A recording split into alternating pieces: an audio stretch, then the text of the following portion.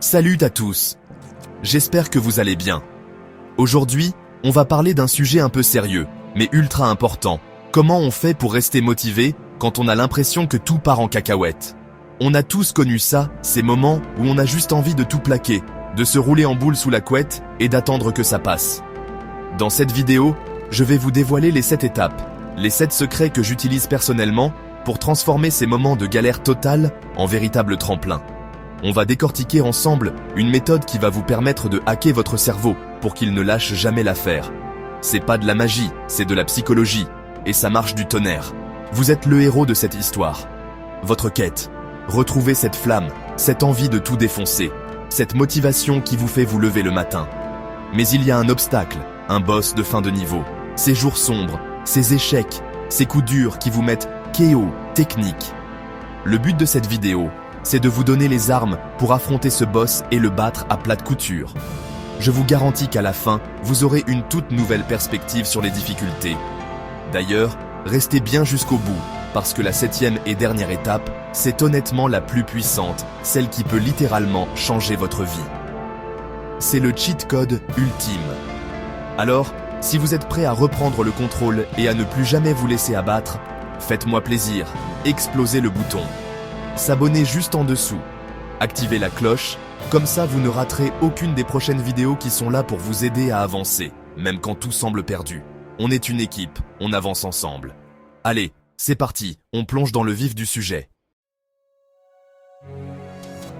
La toute première étape, et c'est peut-être la plus difficile à entendre, mais c'est la plus nécessaire. Il faut accepter la situation. Oui, je sais, ça sonne bateau, mais attendez. Ça ne veut pas dire se résigner ou baisser les bras. Au contraire. Ça veut dire arrêter de se voiler la face, arrêter de faire comme si de rien n'était. C'est arrêter de dépenser une énergie folle à nier le problème. Vous savez, ce sentiment horrible où vous sentez que ça ne va pas, mais vous vous forcez à sourire, à dire « ça va » alors qu'à l'intérieur, c'est le chaos total. Cette étape, c'est simplement s'autoriser à dire « ok, là, maintenant, ça pue, c'est la galère. Et j'ai le droit de me sentir mal. » Prenez une énorme inspiration. Regardez la réalité en face, sans filtre, sans excuse. C'est un peu comme regarder un monstre droit dans les yeux pour la première fois. Ça fait flipper, mais au moins, vous savez à quoi vous avez affaire. Vous arrêtez de combattre un fantôme invisible. En acceptant que ça ne va pas, vous reprenez une partie du contrôle. Vous n'êtes plus une victime passive de la situation. Vous devenez un observateur conscient. C'est la fondation sur laquelle on va construire tout le reste. Sans cette acceptation, les autres étapes ne serviront à rien. Alors, on respire un grand coup et on se dit « Ok, c'est la merde, mais c'est mon merdier, et c'est moi qui vais le ranger. » Maintenant qu'on a regardé la bête dans les yeux, on va pas essayer de la tuer d'un seul coup. C'est le meilleur moyen de se faire démolir. L'étape numéro 2, c'est de se fixer un tout petit objectif. Je dis bien petit, voire ridicule. Quand on est au fond du trou, l'idée de devoir escalader une montagne pour en sortir est paralysante. On se dit jamais j'y arriverai, et on ne fait rien. L'astuce, c'est de ne pas regarder le sommet de la montagne. Regardez juste le premier caillou sur lequel vous pouvez poser le pied. Votre objectif n'est pas de retrouver la motivation, c'est beaucoup trop vague et immense.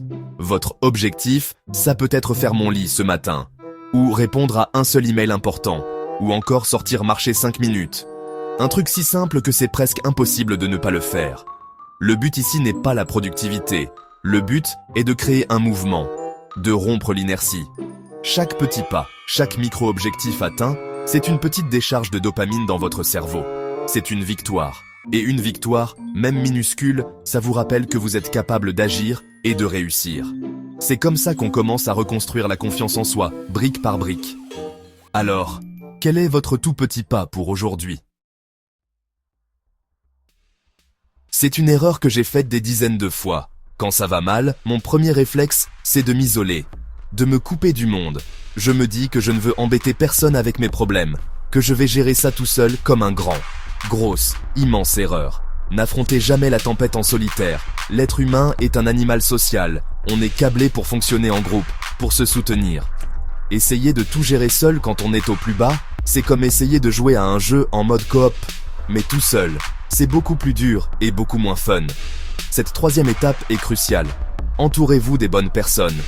Ça ne veut pas dire qu'il faut raconter votre vie à tout le monde sur Instagram.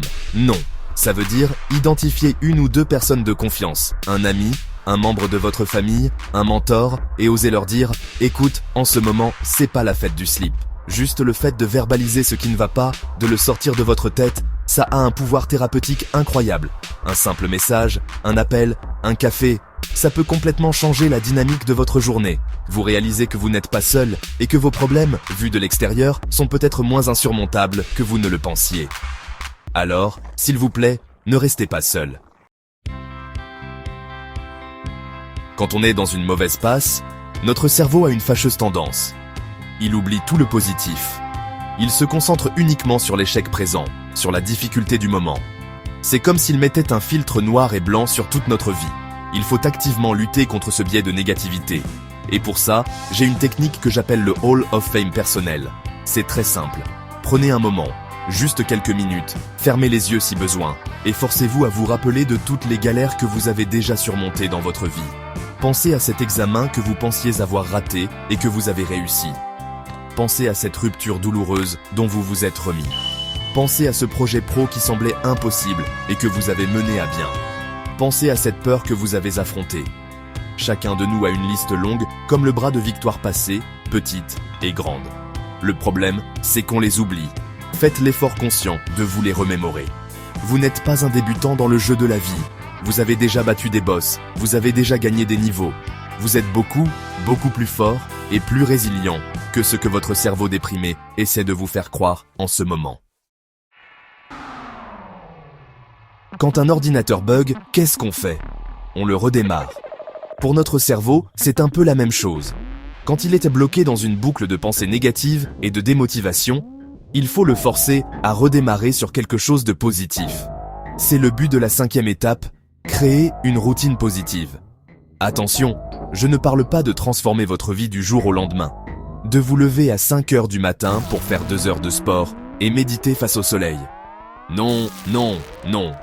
On reste sur le principe des micro-pas. Il s'agit de mettre en place une seule petite habitude qui vous fait du bien et de la faire chaque jour. Ça peut être n'importe quoi. Écouter une chanson qui vous donne la pêche en vous brossant les dents. Lire 10 pages d'un livre que vous aimez. Faire 5 minutes d'étirement. Regarder une vidéo drôle. Boire un grand verre d'eau en pensant à une chose pour laquelle vous êtes reconnaissant. L'important, c'est que ce soit simple, court et que ça devienne un point d'ancrage positif dans votre journée. C'est un signal que vous envoyez à votre cerveau. Hey, même si tout le reste est compliqué, il y a au moins ce moment-là qui est à moi et qui est positif. C'est comme ça qu'on relance la machine, petit à petit.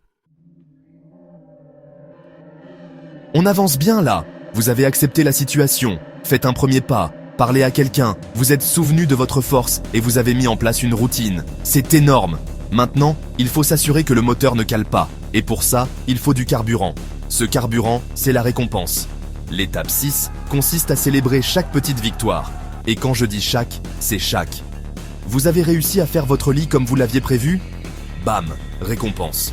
Vous avez envoyé cet email difficile? Bam, récompense. Vous avez tenu vos 5 minutes de routine?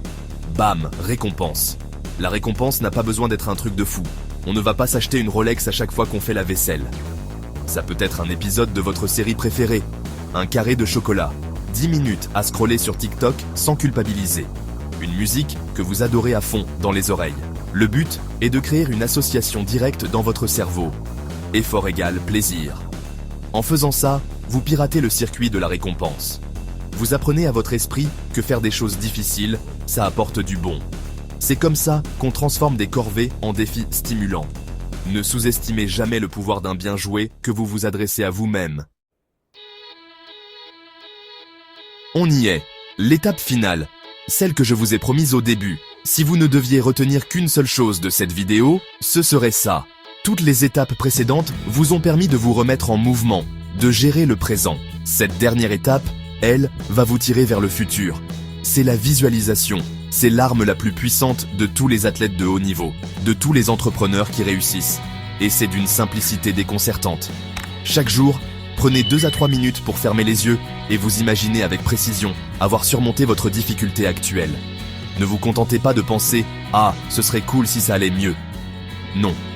Vivez-le. Imaginez la scène. Où êtes-vous? Qu'est-ce que vous portez? Qu'est-ce que vous voyez? Qu'est-ce que vous entendez? Et surtout, Surtout, qu'est-ce que vous ressentez? Ressentez la fierté d'avoir réussi. Ressentez le soulagement. Ressentez la joie, la confiance qui coule dans vos veines.